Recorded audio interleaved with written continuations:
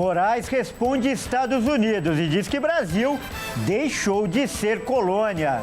E você vai ver também. Petrobras tem queda de 70% nos lucros e ações despencam na Bolsa de Valores.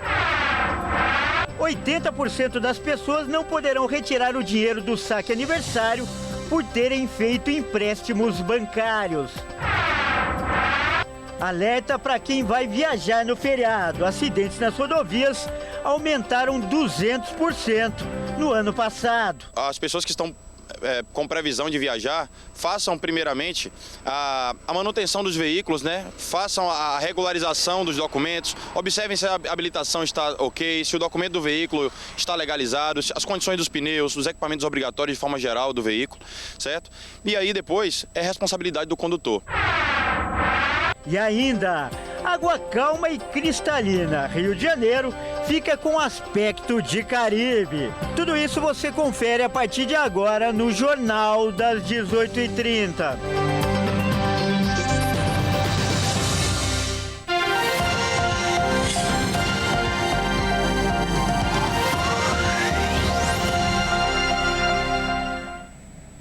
Olá, seja muito bem-vindo. Nós estamos ao vivo, agora são 18h36 pelo horário de Brasília.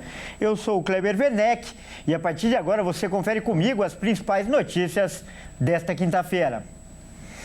E olha só, o ministro do STF, Alexandre de Moraes, respondeu o comunicado feito pelos Estados Unidos após o banimento da plataforma Rumble no Brasil. Moraes defendeu a soberania da justiça brasileira e disse que o país deixou de ser colônia em 1822. A declaração aconteceu um dia depois da votação de um projeto de lei nos Estados Unidos que pode barrar a entrada do ministro no país norte-americano. As falas foram feitas durante sessão no plenário do STF.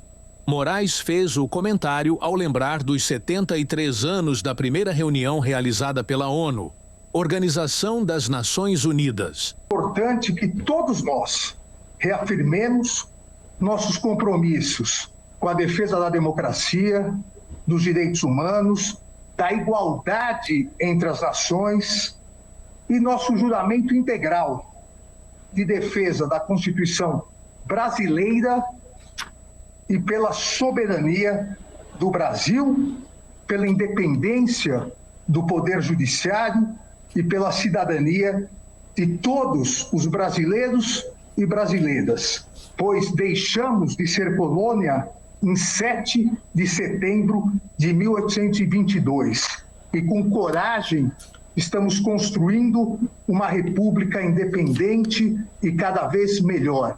Uma república independente e democrática com a Constituição de 1988. Segundo o governo americano, Moraes infringiu a liberdade de expressão porque ele baniu a rede social Rumble no Brasil. A plataforma tem ligação com algumas empresas do presidente Donald Trump e elas entraram na Justiça dos Estados Unidos contra o magistrado brasileiro. E a Petrobras registrou um prejuízo de 17 bilhões de reais no quarto trimestre de 2024. A desvalorização do real teve impacto direto nessa queda. Vamos conferir. A Petrobras divulgou o balanço de 2024 e dos últimos 3 meses do ano passado. A petroleira estatal teve lucro líquido de 36,6 bilhões de reais no acumulado de 2024, queda de 70,6% em relação a 2023. A administração da Petrobras afirmou que o resultado reflete principalmente o impacto da desvalorização cambial, que é um evento de natureza exclusivamente contábil. Sem os efeitos dos eventos exclusivos, o lucro líquido seria de 103 bilhões de reais no ano, afirmou a empresa. No quarto trimestre de 2024, a companhia teve prejuízo de 17 bilhões de reais. No mesmo período de 2023, a petroleira reportou lucro líquido de 31 bilhões. Se forem expurgados os eventos exclusivos, o lucro líquido do quarto trimestre seria de 17,7 bilhões de reais. A Petrobras anunciou também a distribuição de 9 bilhões de reais em dividendos aos acionistas. Olha aí, no início desta tarde, após a divulgação dessa diminuição dos lucros, a Petrobras também registrou queda nas ações. As ações ordinárias caíram mais de 8% e as preferenciais recuaram em 5,56%. E mesmo após a liberação do governo, 80% dos trabalhadores que serão beneficiados pelo saque aniversário não poderão sacar o valor integral. Isso porque fizeram a antecipação do dinheiro junto a bancos. Vamos ver. 80% dos trabalhadores que receberão os recursos do saque aniversário não poderão sacar o valor integral que teriam direito, de acordo com as novas regras. Segundo o ministro do Trabalho, Luiz Marinho, esses trabalhadores fizeram a antecipação do saque aniversário por meio de uma linha de crédito. E para honrar o compromisso com os bancos, terão que deixar parte do recurso na conta do Fundo de Garantia por tempo de serviço. De início, o valor total injetado de forma imediata na economia será de cerca de 6 bilhões de reais. Metade do valor total informado pelo governo, que seria os 12 bilhões de reais. O pagamento da primeira parcela do saldo, retirado do Fundo de Garantia do Tempo de Serviço do Trabalhador, vai começar no dia 6 de março. Com 2 parcelas de pagamento, a primeira com limite de até R$ 3.000, que deve contemplar mais de 11 milhões dos trabalhadores beneficiados. E a segunda parcela, referente aos valores acima dos R$ 3.000, sendo equivalente ao restante do valor de 6 bilhões de reais. E o presidente Lula participou hoje de um evento ao lado do governador de São Paulo, Tarcísio de Freitas, o lançamento de um túnel entre Santos e Guarujá, no litoral paulista. Em sua fala, Lula reclamou dos comentários de que a abertura de vagas de trabalho teria causado a alta da inflação.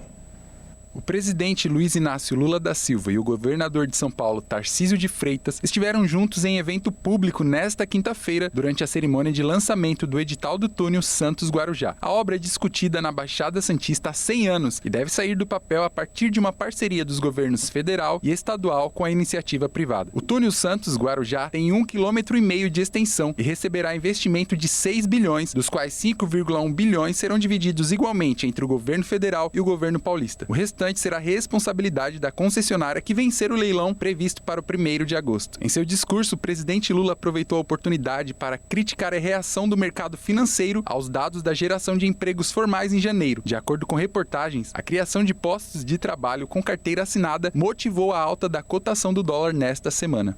Ao invés do cara ficar feliz porque está criando emprego, o mercado diz: isso é muito ruim, isso é muito ruim. Isso vai dar inflação. Olha, meu Deus do céu, como é que é possível alguém achar ruim que o país está crescendo o emprego? Como é que alguém, só se o cara nunca precisou de emprego ou nunca ficou desempregado? Porque todo mundo deveria ficar feliz. E olha só essa história. Em Santa Catarina, uma aluna é suspeita de usar o dinheiro da turma da formatura em apostas online. A suspeita foi denunciada pelos próprios colegas do curso de Direito. Estudantes de Direito da Unidade Central de Educação, FAEM de Chapecó, no oeste de Santa Catarina, denunciaram a presidente da comissão de formatura. Ela é suspeita de usar quase R$ 77 mil do fundo destinado para a festa em apostas online. O evento de formatura, que deveria acontecer em 22 de fevereiro, não aconteceu por causa da falta do dinheiro. A Polícia Civil investiga o caso. A aluna Cláudia Roberta Silva disse em um aplicativo de mensagem, em 27 de janeiro, que havia perdido a quantia. Na mensagem, ela admite que teria gastado o valor em apostas online, como o Tigrinho e afins.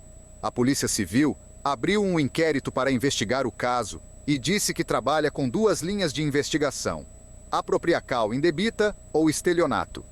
Vítimas, testemunhas e a própria suspeita devem ser ouvidas nos próximos dias. Os estudantes contribuíram ao longo de 3 anos para garantir recursos para a formatura. O valor ficou concentrado na conta da suspeita, que havia se voluntariado para assumir a responsabilidade. O grupo registrou um boletim de ocorrência. No documento, as vítimas descrevem que fizeram um adiantamento de R$ 2.000 havia sido pago à empresa responsável pela formatura ao fechar o contrato. e o restante, R$ 76.992, deveria ser pago em dezembro do ano passado.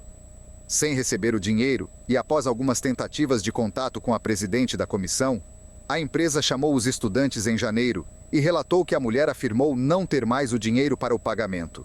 Agora, a turma decidiu juntar dinheiro mais uma vez e tentar fazer a formatura acontecer em maio deste ano, com vaquinha online e eventos. E veja a seguir, alerta para quem vai viajar no feriado. Acidentes nas rodovias aumentaram 200% no ano passado. E ainda, água calma e cristalina. É o Rio de Janeiro com aspecto de Caribe. Nós voltamos já.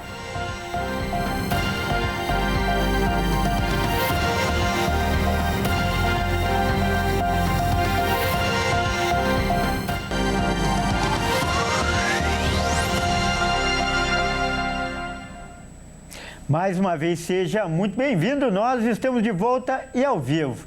São 18 horas e 48 minutos pelo horário de Brasília. E para você que pretende viajar no feriado, fica aí agora um alerta importante. Muito cuidado quando for pegar a estrada. Isso porque a quantidade de acidentes tem aumentado muito. Vamos conferir com o Felipe Takahashi. Dirigir pelas estradas brasileiras está cada vez mais perigoso. É o que mostram as estatísticas das principais rodovias do país. No ano passado, a quantidade de acidentes aumentou 200%. O primeiro fator que influencia nesse aumento é a imprudência dos motoristas.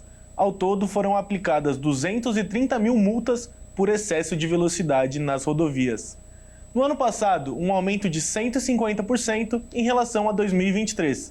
Junto com essa falta de cuidado, também pesa a infraestrutura precária das principais rodovias federais. Segundo a CNT, que é a Confederação Nacional do Transporte, 7 das principais estradas do Brasil têm problemas como buracos e ondulações.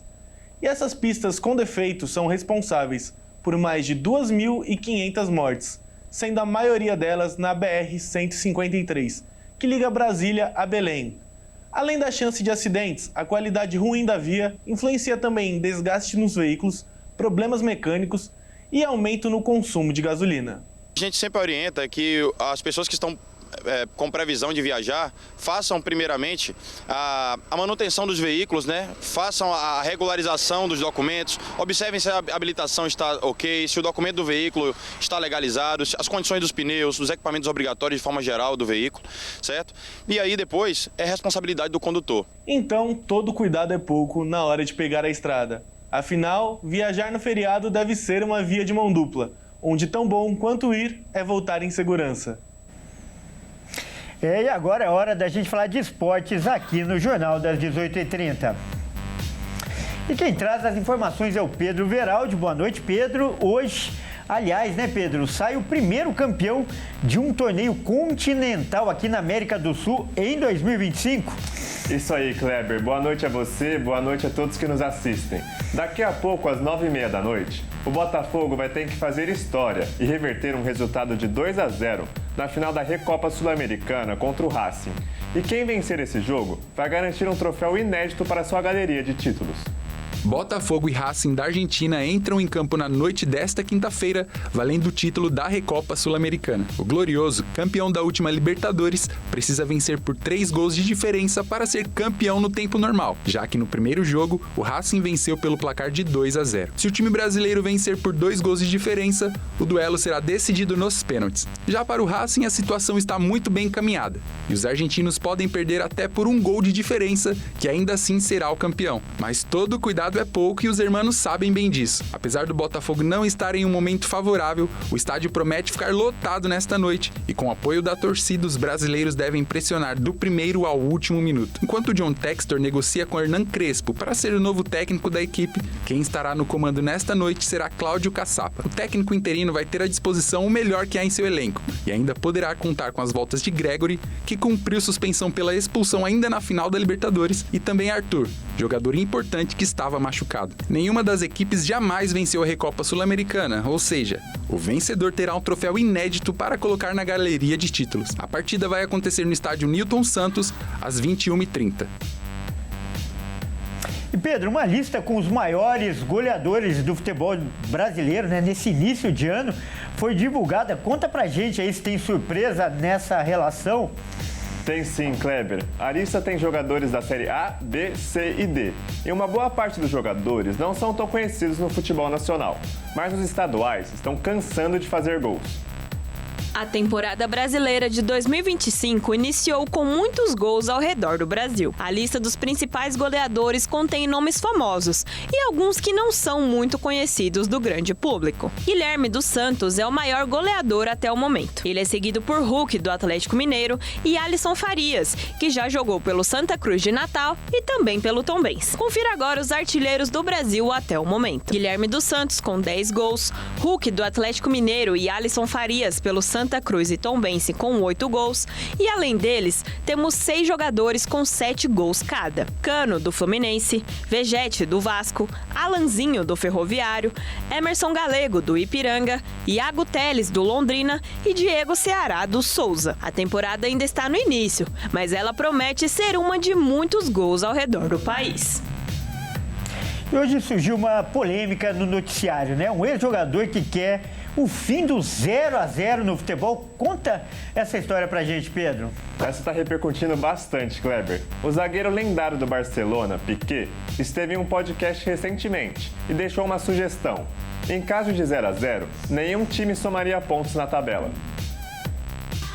A sugestão do ex-zagueiro do Barcelona foi inovadora, porém gerou muita polêmica no mundo do futebol. A discussão sobre o assunto aconteceu no podcast do ex-goleiro Iker Casillas, com quem Piqué foi campeão da Copa do Mundo pela seleção espanhola em 2010. Para Piqué, o gol é um dos principais atrativos do futebol, e é um absurdo o torcedor pagar tão caro no ingresso, apoiar o time durante os 90 minutos e a partida terminar sem gols. E uma solução para isso não acontecer seria a não pontuação das equipes no campeonato. Com isso, os jogadores entrariam em campo mais motivados e com mais sede de gol.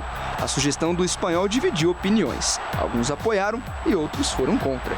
Não existe nenhuma discussão oficial sobre o assunto, mas isso tem sido motivo de conversa entre os torcedores de todo o mundo.